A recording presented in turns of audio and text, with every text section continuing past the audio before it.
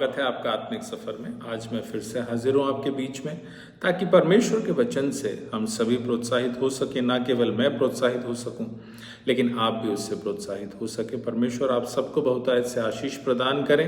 आत्मिक सफर को प्यार और सपोर्ट देने के लिए बहुत बहुत धन्यवाद। परमेश्वर आपके जीवन की हर एक मनोकामनाओं को पूरी करे और परमेश्वर करे कि आप पवित्र आत्मा की सामर्थ्य के द्वारा उसके वचन में निरंतर आगे बढ़ते चले जाएं। क्योंकि जब हम परमेश्वर का आत्मचिंतन करते हैं और उन विषयों को परमेश्वर की पवित्र वेदी के पास लेकर के जाते हैं और आत्मा, उसका पवित्र आत्मा जब उन वचनों को हमें सिखाता है, हम अपने जीवन में ना केवल बल पाते हैं, अपने जीवन के उद्देश्यों को जानने पाते हैं, लेकिन हम अपने जीवन में एक आत्मिक परिपक्वता की ओर आगे बढ़ते हैं। सो निरंतर परमेश्वर के वचन में बने रहिए, परमेश्वर के वचन का मनन जरूर करिए, ताकि परमेश्वर आपके जीवन में, आपके घर में, आपके परिवार में, आपके बाल बच्चों में अपनी आशीष उंडेल सके। आपको विदित है, हम योना नबी की पुस्तक उसके प्रथम अध्याय का मनन और चिंतन कर रहे हैं। और आपको ये भी पता है, आत्मिक सफर कम समय के परिमाप में कुछ आत्मिक बातों पे फोकस करता है, और जब आप स्वयं अपने व्यक्तिगत अध्ययन में उन बातों के साथ मनन करेंगे, परमेश्वर आपको बहुतायत से आशीष प्रदान करेंगे। और हमने पहले पद से लेकर 5वें पद तक बहुत सारी बातों को देखा है। आज हम 6वें पद पर बात करेंगे, और वहाँ पर इस प्रकार से लिखा है, योना नबी की पुस्तक उसका प्रथम अध्याय और उसका 6वां पद। तब माझी उसके निकट आकर कहने लगा, तू भारी नींद में पड़ा हुआ क्या करता है? उठ, अपने देवता की दुहाई दे। संभव है कि ईश्वर हमारी चिंता करे और हमारा नाश ना हो। जब उस शिप के अंदर बड़ा गड़बड़ माहौल हो गया, डर का माहौल हो गया, मृत्यु का माहौल हो गया, लोग आशंकित हो गए, एक ऐसा व्यक्ति है जो जहाज के निचले हिस्से में बड़ी भारी नींद में सोया हुआ है, और वो परमेश्वर का जन है, वो परमेश्वर का सेवक है। और एक ऐसा व्यक्ति जो सच्चे परमेश्वर को नहीं जानता, जिसकी मुलाकात सच्चे परमेश्वर से नहीं हुई है, वह व्यक्ति योना के पास आकर उसे भारी नींद से जगाता है। मेरे प्रियो, यह बहुत इंपॉर्टेंट बात है, कौन किसको जगा रहा है। समाज में बहुत सारी घटनाएं ऐसी होती हैं जो हमारी समझ से परे है। अभी हमने कुछ साल पहले कोरोना से, हम महामारी से हमारी लड़ाई हुई है, और बहुत सारी चीजें जब हमारे समाज में, हमारे देश में, इस पृथ्वी पर आशंकाओं को लेकर आती है, तूफानों को लेकर आती है, घाटियों को लेकर आती है, उस समय में हमारा लाइफ का क्या एक्सपोजर होता है? कौन किसको जगा रहा है? एक आत्मिक जीवन की परिभाषा को परिभाषित करने के लिए कोई बहुत बड़े शब्द नहीं चाहिए। ध्यान से देखें कौन किसको जगा रहा है। मेरे प्रियो, क्या आत्मिक दशा आपकी आज योना के समान तो नहीं है? चारों तरफ त्राही त्राही है, लोग स्वर्ग की ओर दुहाई दे रहे हैं, उन्हें छुटकारा चाहिए अपनी बीमारियों से, उन्हें उद्धार चाहिए अपने पापों से। उनके जीवन में नशा है, उनके जीवन में बेचैनी है, उनके जीवन में अशांति है, उनके जीवन में व्यभिचार है, उनके जीवन में बहुत सारी ऐसी बातें हैं जो उन्हें समझ में नहीं आ रहा इन बातों में हम क्या स्टैंड लें। लेकिन आपकी दशा कैसी है?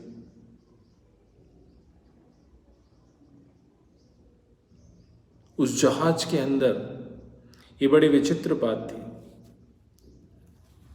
ऐसे समय में जब योना को उस जहाज के अंदर उन लोगों का आसरा बनना चाहिए, वो पाप की नींद में, पाप की गहरी नींद में पड़ा हुआ है। और पाप की नींद बड़ी गहरी होती है मेरे प्रिय।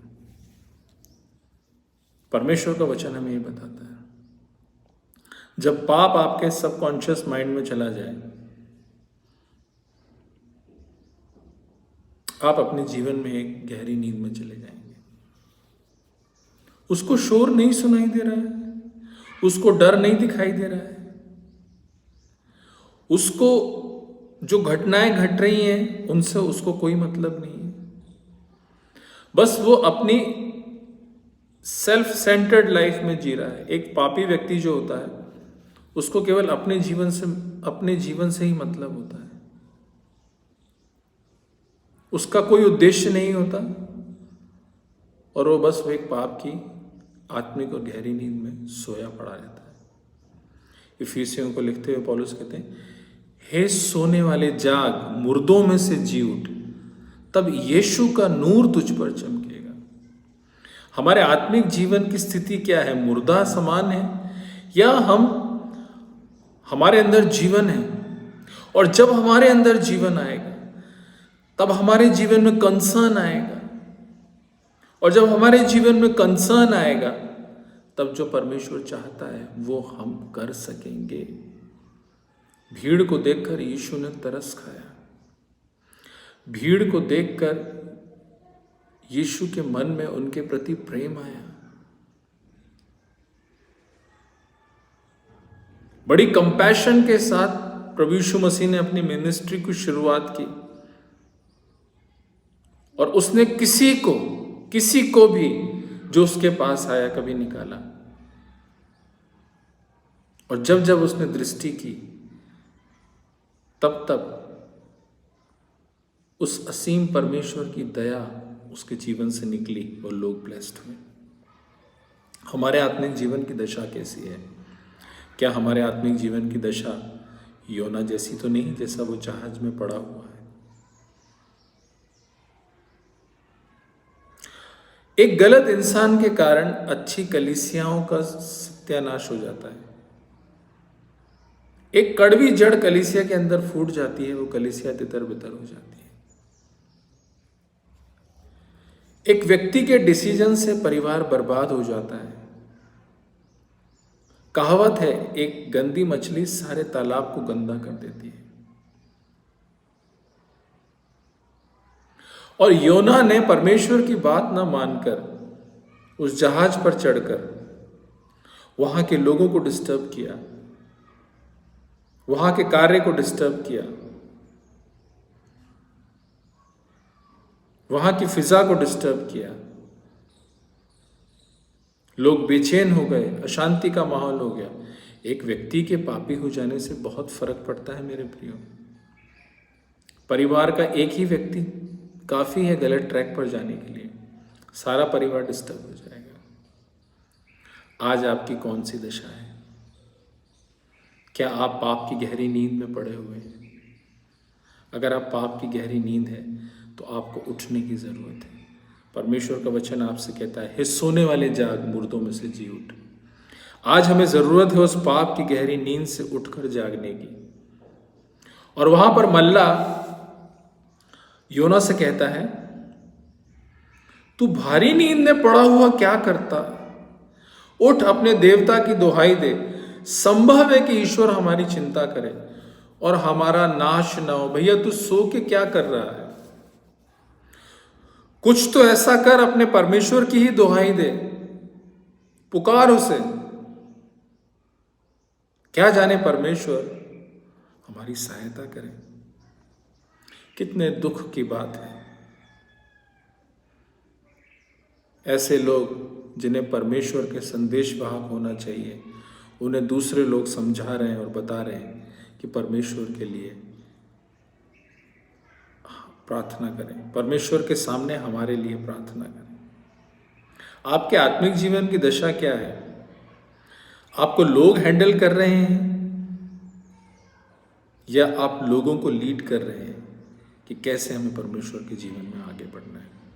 आत्मिक जीवन की दो ही दशा हो सकती है, या तो आप पाप की गहरी नींद में हैं या आप लोगों की अगुवाई कर रहे हैं कि जिन लोगों को परमेश्वर ने उन्हें दिया है वह उन लोगों के जीवन के लिए परमेश्वर के पास जाने के मार्ग को बताएं। दुनिया को नहीं मालूम कि सच्चा परमेश्वर कौन है। दुनिया को कुछ नहीं मालूम। दुनिया त्राही त्राही कर रही है। वो सच्चे ईश्वर को ढूंढ रही है। और जो सच्चे ईश्वर को मानने वाले लोग हैं वो क्या कर रहे हैं? अगर आप विश्वासी हैं, अगर आप प्रचारक हैं, यदि आप कलीसिया के अगुए हैं, तो हमें परमेश्वर के नाम से उनका नेतृत्व करना है, उन्हें रास्ता दिखाना है और सच्चे परमेश्वर से उनका मेल मिलाप करवाना है। संभव है परमेश्वर उन हर एक के जीवनों में काम करे और वे सच्चे परमेश्वर का अपने मुख से धन्यवाद दे सके। लेकिन जो खुद पाप की गहरी नींद में पड़ा हुआ है, वो एक दूसरे के लिए कैसे मार्ग बन सकता है? उस शिप के अंदर योना जो था वो पाप की गहरी नींद में सोया हुआ था। क्यों?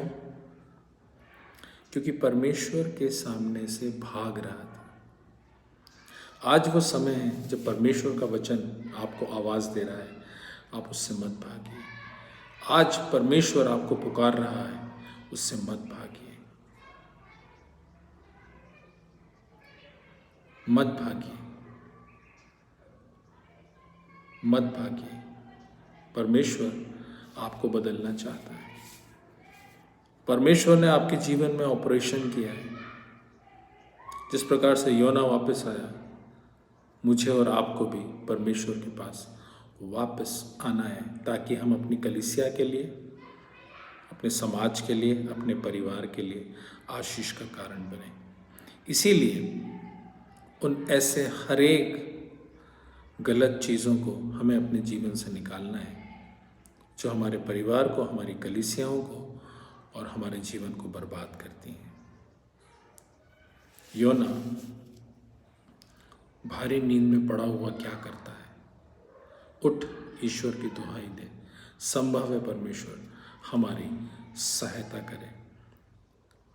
हे सोने वाले जाग, मुर्दों में से जी उठ, तब यीशु का नूर तुझ पर चमकेगा। हमें आज पाप की नींद से जागने की ज़रूरत है, परमेश्वर के पास आने की ज़रूरत है, ताकि परमेश्वर के कार्य हमारे जीवन से प्रकट हो जाएं और हम सबके लिए आशीष का कारण बने। परमेश्वर आप सबको आशीष प्रदान करें। मिलते हैं नेक्स्ट वीडियो में फिर से एक मनन को लेकर, और फिर से हम जानने की कोशिश करेंगे कि परमेश्वर हमारे जीवनों से क्या चाहता है। जय मसीह की।